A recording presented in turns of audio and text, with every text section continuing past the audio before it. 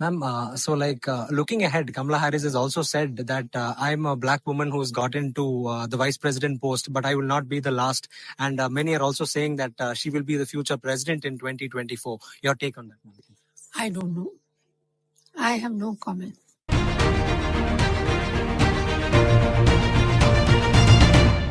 Welcome back, warriors. It's me, Linda B. We have got to get back to this whole thing with Kamala Harris's ancestry. You are going to want to stick around for this, more from by way of Candace Owens. And before we get into it, don't forget to hit that like button, comment, share, subscribe to my channel, hit the notification bell, watch the video all the way to the end. So a lot has been coming out about Kamala Harris's ancestry. We all know that she started off as the first Indian, but then all of a sudden, a few years ago, she became black, like Donald Trump said. All of a sudden, she became black, and now she's black. He has a way of saying it. So now we're just going to get into what else Candace Owens has to say. Chaos. I'm so happy to see so many of you guys now diving into the MK Ultra program. I am just over the moon about the fact that so many of you enjoyed the conversation that I had with Yoichi Clark. I wish we could have had him in person, but he is on an assignment down in New Mexico and barely had any service. So I just felt that it was important enough for us to just get him in any regard to speak about what he knew about Kamala's family and about what she was involved in San Francisco. And it's scary. Yes, we were talking about not just the MK Ultra program, but also open borders, what it is that they've been trying to accomplish, the cartels. And strangely, as many of you guys noted in the comments, it's almost the only thing that makes sense. What he was telling us is the only thing that really makes sense, because we just keep seeing Kamala weaving in and out of so many personalities. Like, she really does have a Taylor Swift blank space baby, right? Like, she can just insert any personality that she wants to. And by the way, there's no better example of that than yet another accent. I genuinely don't believe people when they message me. I'm just like, I feel like I'm being trolled. I think all of my friends are liars when they text me and they say Kamala wrote out another accent, because I just don't think it's possible. We have a few days until the election. And yet she did. And this time she became a black preacher down in, I don't know, let's just say Louisiana. Let's say she became a preacher from Louisiana, Texas. I don't know, but just take a listen to the latest Kamala personality. Weeping may endure for a night, but joy cometh in the morning. The path may seem hard, the work may seem heavy, but joy cometh in the morning, and church morning is on its way. I don't even I'm tired, guys. I am tired. But as joy cometh in the morning, I suppose, I don't see how this is legal. I just have to go to prison for like 30 days or something. I feel if you guys elect me dictator of the United States, I promise you, absolutely promise you, that sort of a thing, 30 days in prison, no questions asked. She just can't keep doing this. And I keep saying that she just can't keep doing this, but apparently she can't keep doing this because she does just keep doing it. It's just remarkable. It's just no shame. It's like she just seen a movie and she's joy cometh in the morning. Joy cometh in the morning. What is happening?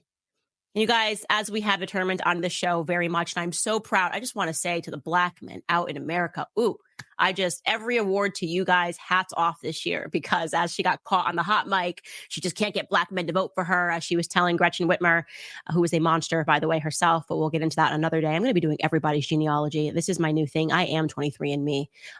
But we know that Kamala Harris is just not black. She's not black. And I don't care how you want to slice it and which way you want to break it down. There is no African in this woman's blood. We cannot find a single shred of it in a person in her lineage. And we're back in the 1700s. Like, we're still pulling together documents, putting together stories. We have tons of questions that we're trying to fill.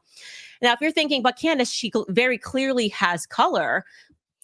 Okay, she very clearly has color, but just because you have some color, she got a hint of color, okay? But the fact of the matter is, so far, they have not been able to find where the black is in this woman. Okay, we know that according to information that has come out allegedly, and this is coming from Candace Owens' research, not my own personal research. One day I will have a research team, but I probably won't get as controversial as Candace because I don't want to be demonetized, okay? So I'm not going to confirm that all this stuff that Candace is finding out is true. It just makes for a good video. Let's just leave it at that. But I find Kamala Harris to be a person that lies a lot. And you may say, well, all politicians lie. Trump lies. When I research him, I actually find out he's telling the truth pretty much almost 100% of the time. With Kamala Harris, she is lying or twisting things and contorting things in her favor pretty much 100% of the time. So now there's this possibility that she's even lying about her ancestry. And you heard what Donald Trump said. She all of a sudden became Black. And now this comes out. But what we do know is that woman that she had as her Black grandmother, who was clearly Black, she said, "This is my grandmother Beryl, who I'm visiting in Jamaica in her the what is it called? The Truths We Hold." And I think she mistitled the book. It should have been titled The Lies I Told, but that was not her grandmother, according to what Candace found out. So if what Candace is finding out is true, this woman is absolutely diabolical. If that is true. Well, yeah, we feel certain that that color can be traced to her Indian roots. So throughout this entire process, obviously, I have been very focused on Donald Harris's side of the family, because that has been the shadiest side of the family. And because I had people that were in that family who were not shady messaging me and saying, hey, she's lying about this, she's lying about that. This doesn't make sense. I've never heard of this. Donald was very involved in Marxist groups. He was very underground. He had tons of money. His dad had money, and yet she's pitching herself as this middle-class person. But throughout this entire process, so many of you guys emailed me about her mother's side, and I kept being like, next week, we're going to get to it. And I truly just couldn't, it's like I didn't have enough time to allocate to both sides of the family. But I did want to briefly touch upon this, because I think it's really important. The people that were saying to me, especially people that are Indian, saying that, Candace, you need to speak about the Indian caste system, because apparently, and I really am just learning this, but Shyamala Gopal's family, that's Kamala's mother, sits at the very top of it. So today we're going to give you just a brief historical understanding, in case you're not entirely brushed up on the social hierarchy in India, because many people why would you be brushed up on that? Maybe you vaguely recall it from some social studies class, but I'm going to just give you the definition as it's provided, just on a basic internet definition of what the caste system is. It says, it's quote, India's caste system is a social hierarchy that has been in place for at least 3,000 years. It categorizes people into social groups based on ritual purity and is passed down through families. The caste system affects a person's social life, including their profession and who they can marry within society. Okay. So what you need to know is that the caste system is made up of essentially 4 main categories. The highest ranking are the Brahmins. Historically, those were the priests and the teachers. And then it's followed by the Kshatriyas, which are the warriors and the ruler class, and then the Vaisyas, which are the traders and the merchants. And lastly, the lowest ranking of the caste system would be if you came from the Sudra, and that would make you a laborer. So Kamala's family are of the Brahmin caste at the very top. And many of you pointed to the fact that Harmeet Dillon, who has been a patriotic lawyer, a warrior for America, really, recently sat down with Tucker Carlson and discussed this heritage. And obviously Harmeet Dillon would know this, given her background, discussed this with Tucker Carlson. Take a listen. How did she pronounce her first name? And I ask because she's on video pronouncing it Kamala and Kamala, 2 different ways. So I remember her putting the emphasis on the second syllable. So it was like Kamala. Kamala was how she pronounced it. Not Kamala. Not Kamala. Kamala is actually how Indians pronounce it. The name derives from the word for lotus in Sanskrit, which is komal. So really? Yeah. And so that is how you're supposed to pronounce it. Is it a conventional name? It's a conventional name, absolutely. And it's a Brahmin. She's from a Brahmin family. Her mother is Brahmin, and so high caste background. I thought she was oppressed.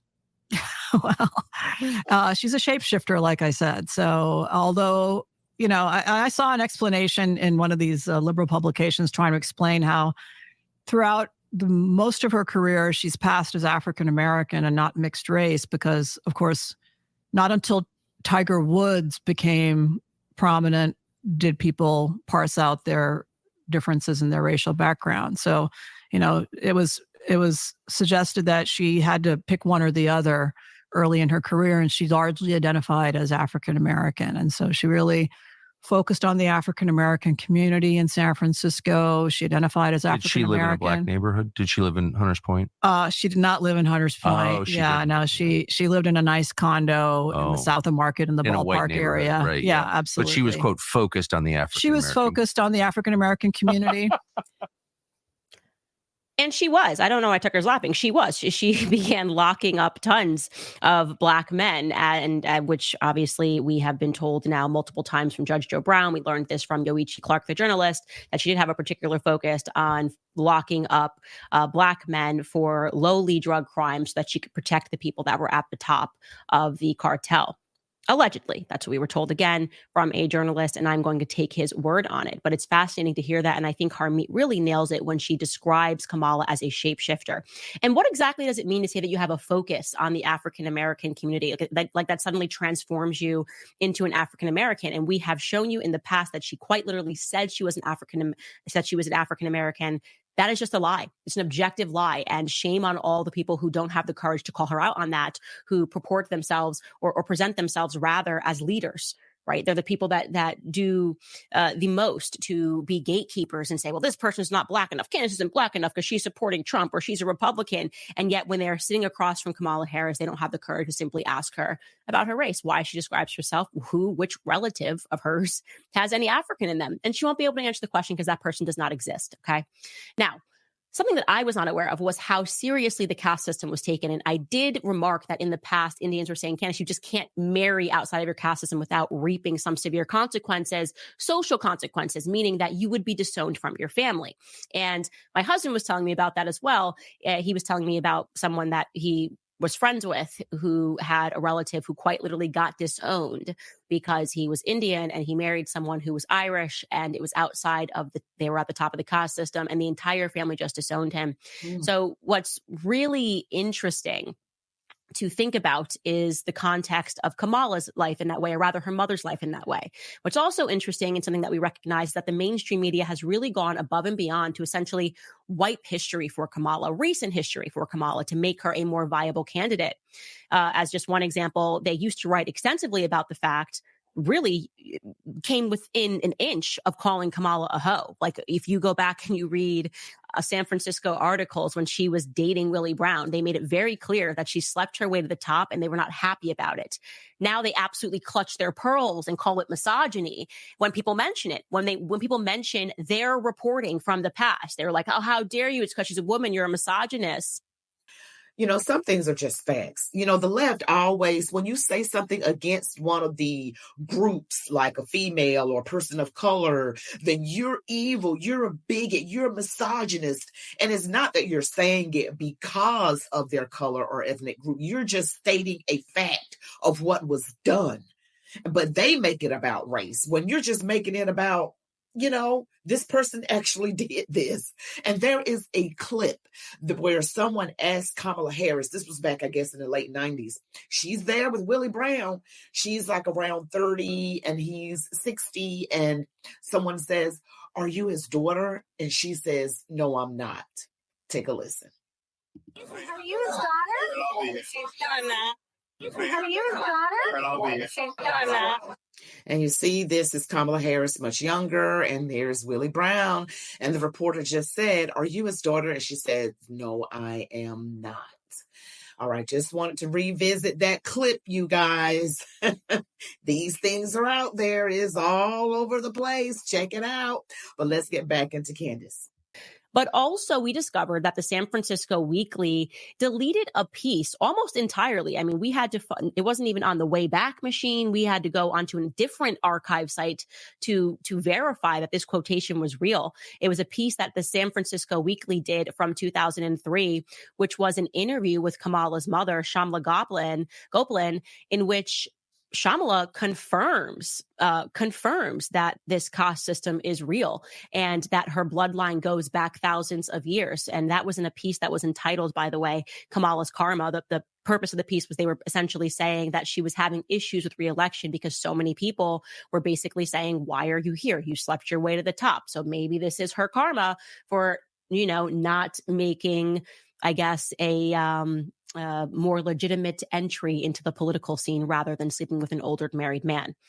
So this is directly from the piece. I'm going to read it. It says, Shyamala immigrated to America from her native India in the early 1960s.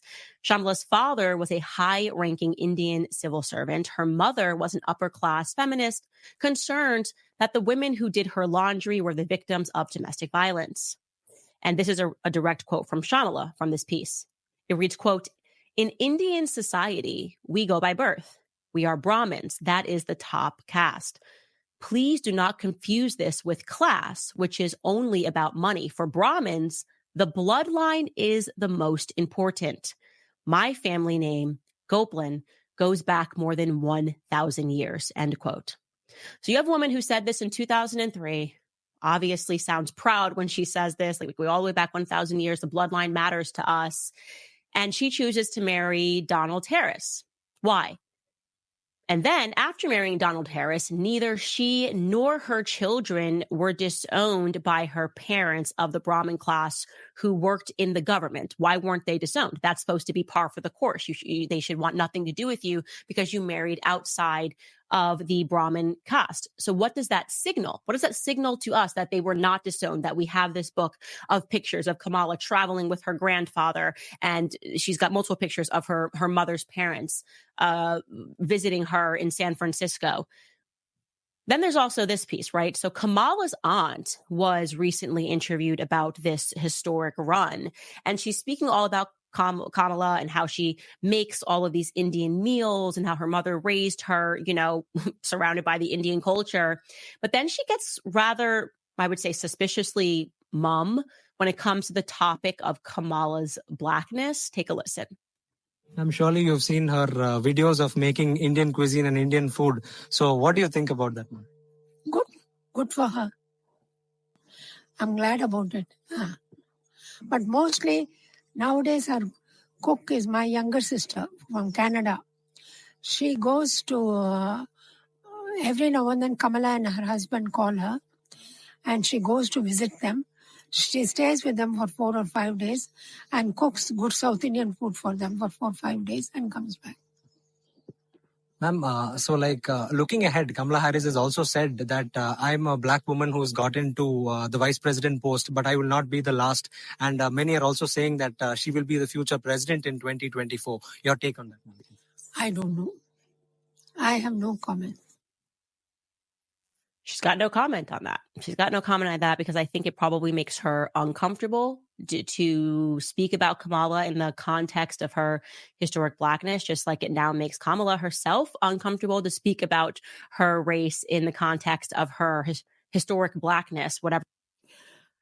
I want somebody to straightforward ask. I want her to go on that Joe Rogan podcast, Joe Rogan Experience. I want her to sit her behind there for 3 hours like Donald Trump, answer questions, and I want Joe Rogan to ask her this.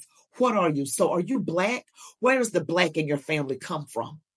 What black relatives are there? Because, Candace Owens has been doing a lot of research on you, and this is what they've come up with. And they have found that you have no black in you, that you are Irish, you are Indian and Syrian Jew. So where does the black come from? Why did you put a picture of a black woman next to you saying, this is my grandmother Beryl, and I'm visiting her in Jamaica? That was not your grandmother. What do you say to that?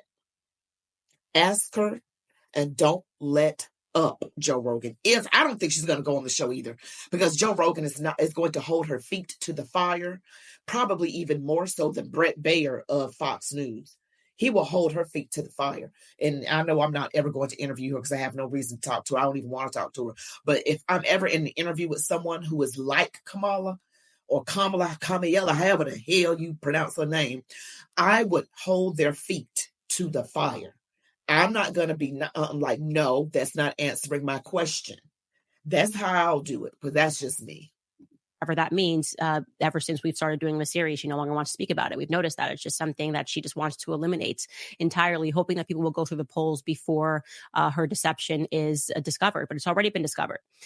So here's my suspicion. My suspicion is that the reason that her mother was not disowned for marrying Donald Harris is because what Judge Joe Brown told us that Donald Harris told him and his wife is the truth. That Donald Harris was part Hindu. And I believe he was not just part Hindu. I believe he was part of the highest caste Hindu. It makes perfect sense when the more that I'm speaking and learning, I feel like I'm becoming an expert on the history of Jamaica right now. But it is just a fact that you had an entire class of Indians move in, that they were involved with the slave trade, that they were also involved. They became the planters, they became the owners. And as this picture comes together for me, and I am seeing that Kamala seems to come from some old bloodlines herself. And we are talking about Syrian Jews, and we are talking about Indians, and we are talking about Brits, what would have been the British Empire, Irish. I'm starting to believe that this may have been the same families that were involved in the East India Company. That is the hypothesis that I am arriving at. And don't worry, because every day we're inching closer.